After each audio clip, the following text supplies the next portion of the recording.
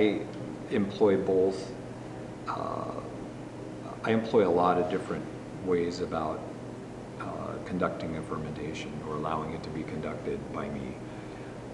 I do some without inoculation. I do others with inoculation with commercial yeasts, and I make that choice based on whether I feel that my intervention is going to give me more of the desired outcome. And we're fooling ourselves if we think that actually all of the yeast that we inoculate something with are actually doing all of the work, because there's other things in there that are actually working as well. Personally, I kind of do a hybrid of the two. I allow the population of indigenous yeasts on healthy grapes to actually begin to proliferate and do a good bit of the fermentation before I consider adding commercial yeast as well to augment that.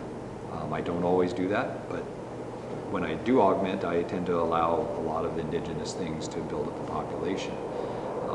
If the grapes are very unhealthy and it's fairly rot challenged vintage, I tend to inoculate sooner rather than later, because I'd like to get that more oxygen deprived situation and having the yeast active early, because it tends to preempt the decay, the potential decay of that grape mass by the mold enzymes that are there in a more rainy or rot prone vintage.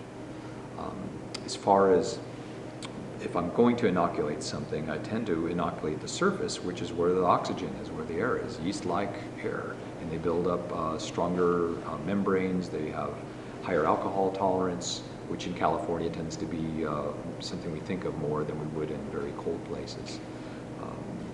And then so I allow that population of yeast to really proliferate in the surface.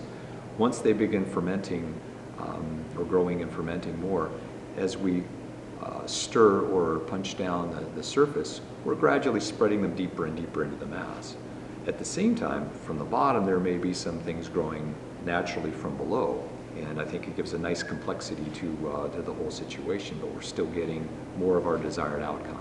Even with natural ferments, I tend to only work the tops of the tanks a little bit and leave the bottoms alone. I don't want to break all those grapes that are happily moldering down below, possibly getting some really interesting carbonic maceration type characteristics, which I think helps layer in more interesting characteristics and mouthfeel into the wines.